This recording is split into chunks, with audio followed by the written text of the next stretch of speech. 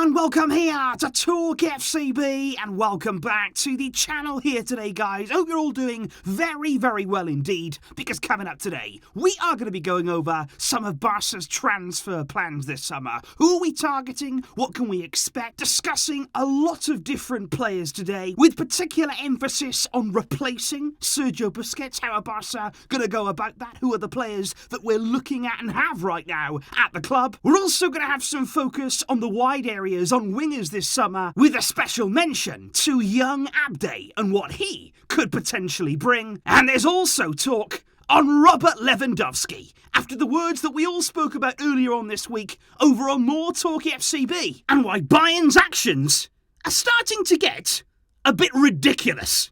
It is all coming up. Let's do it. Because if we do start with that Sergio Busquets question, and that question is one that actually we've all been asking ourselves many, many times across many seasons now. How exactly do this club go about replacing him? And it is a question that we have to ask now and with serious intent, because right now we know that his contract at Barca expires in 2023, and that is not expected to be extended, not by either party. Barca there are expecting Busquets to move on at the end of that. He is already making plans there, potentially a move to MLS to finish his career. It does seem as though this coming season will be his last, and he's going to leave a huge hole behind. There is no doubt in my mind about that, because at his best we all know what he can give the team, what he's given us over so many years. Very few players, if any in the world, can replicate that level. And that is why, for me, already we should have been planning, even before now, in terms of transitioning away from Busquets. This is something that should have already started happening, and this summer, are we going to look into this issue? Because to be fair, one of the players that many people have been speaking about over the past season that would be ideal to replace Busquets, it was Tchouaméni, the player there who has just agreed to join Real Madrid. To be fair, we were never going to be able to pay anywhere near the money that it's taken. Could reach 100 million euros, that deal. And this is the market they're in right now. Players there, very, very talented indeed, but that's huge money. And we are having to compete in this current market, in our financial situation. It is not easy. We've also heard Barca linked to the likes there of Zubimendi from Real Sociedad. They're still a player who's sort of developing his game, 23 years old. He's been really good in La Liga, showing a lot of good signs. They're a technical player in midfield, capable there of operating in that deeper midfield position, and Xavi is a big, big admirer of him. We've also heard plenty of links to somebody a little bit more experienced, but in a different country, Ruben Neves at Wolves there, 25 years old, bit older, but he has been doing it so well in the Premier League, and he is somebody that undoubtedly Barca have been tracking, keeping a very close eye on. This is not something that happened only this summer, but they have been watching him for a long time now. But I think, again, when you're looking at Premier League players, much in the same way as we're talking about with Rafinha, it's so difficult to sign a player right now from the Premier League because of the sheer money that it would take. Wolves are going to demand huge money, over 60 million, 70 million has been rumoured. Over that maybe for Ruben Neves. It's just not going to happen. We're just not going to pay anything close to that, and we can't do that. So do you start to look from within? And one player I do mention there is NICO, because it is interesting. In order to try and maybe get Ruben Neves, plenty of players have been rumoured to maybe be going the other way, to be off to Wolves there. NICO apparently is somebody who would be of real interest to them, especially since his agent is Jorge Mendes. They also have a very close relationship with him as well. But I don't feel like NICO is a player that we should be getting rid of. He is somebody with a lot of talent still, only 20 years old. There's so much more to come from him. And he's another player in that midfield area that can operate in a deeper midfield position. But does it go back to what we said before about using two players instead of replacing Busquets with one outright player, which for me is near impossible, because like I say, what he gives you in that position is so tough to replicate. Do you then replace him not with one, but with two? We've spoken before about Frenkie de Jong, about the fact that maybe to feel more comfortable, in order to be more consistent, he needs to be operating in his natural position. And is that the way there that Barca need to go? Do you then keep Frenkie de Jong, thinking about Busquets' imminent exit? Do you make sure you keep hold of him? And of course the arrival of Franck Kessié, who could play alongside him. So plenty of midfield links right now at Barca, plenty of players that we're looking at, Zubimendi, Ruben Neves, these kind of players Barca are tracking, but as of right now, I can't see us making those moves happen. But the questions certainly do not stop there, because now I want to talk about the wider areas, about potentially the wingers that we're going to see at the club next season. We've already spoken about the fact that Dembele looks very, very difficult for him to stay at the club. We all know that Rafinha, that deal from Leeds, like I say, Premier League clubs negotiating there with that sort of money, it's never,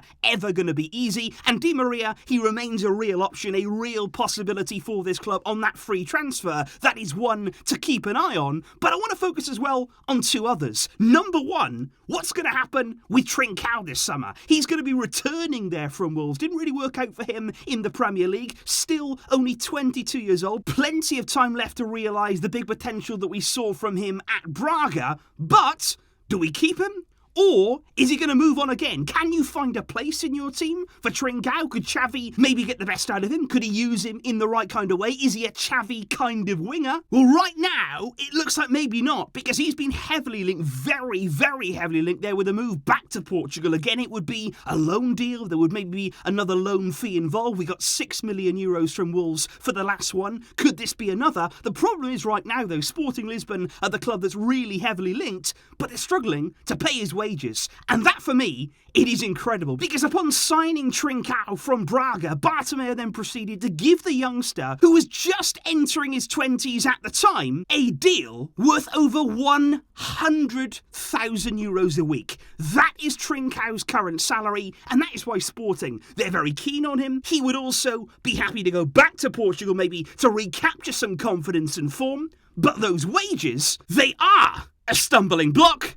And that is why I do also want to talk about Abde. Because when you are talking about those wide areas and Barça being desperate for a winger, for a creative force out wide, do you now look from within? That's something at Barça we can't forget to do. Of course, we're trying to do it as much as we possibly can now. And of course, we do have someone here who is very young, who does have talent. And is it Abde's time to make that step up now to the first team? He had a taste of it, of course, earlier on in the season. I thought there was plenty of areas of his game where he really impressed me. You know, he is rapid, quick. He is absolutely lightning there, running at defenders. I think he's a very, very good dribbler. I think the one thing that you would say about him is he needs to definitely work on his end product, you know, the final touch there, the final ball in the final third. He needs to do better, but he's not alone in that. You know, there's plenty of players in the Barca first team this season who still haven't mastered the final ball. So quite clearly, Abde, I think there's raw talent there. He's rough around the edges, but under a coach like Xavi, you know, with constant wisdom being passed on to him, with constant instructions, of course, you can improve players, you can take players, you can elevate players, and I think Abde is somebody who we definitely should not forget about. There's every chance that he could be involved in pre-season, maybe even in the first team squad next season, and giving him opportunities to improve. And I think it could be another really smart option, you know, very economically sound option for Barca there, just to look from within, see what they do have, and give an opportunity here to a young player who does have promise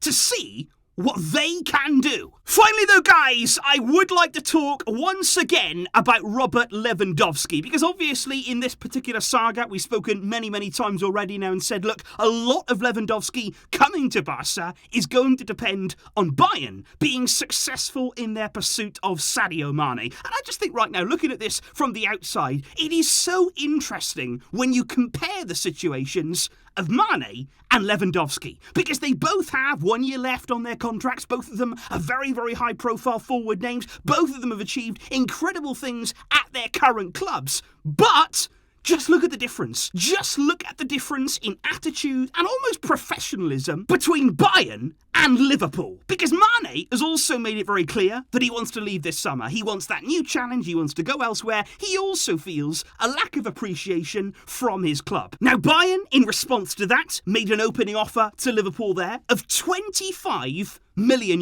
which, let's be fair here, that is considerably less than our offer for Robert Lewandowski. And Liverpool, they almost felt offended by that offer. They felt as though that was way, way below their valuation, but they still responded. They still acknowledged that offer. They didn't just turn around and say, well, no, we're not even going to grace them with an answer. They rejected it. They said, look, we're going to need more money, and that's fine. It is well within their rights to do that. But why is it so hard for Bayern? Why is it so hard for them to actually say, yes, or no to our offer. Acknowledge that we put something on the table. Enter into common decency negotiations. Because it almost feels to me right now that Bayern, they're just trying to pretend that all this isn't happening. That if they ignore it, if they don't actually address the offer, if they don't actually talk here about Lewandowski and Barça, it'll all go away. Well, I've got news for you, Bayern. It won't. Lewandowski has made it crystal clear it's not going to. Because his desire to leave your club,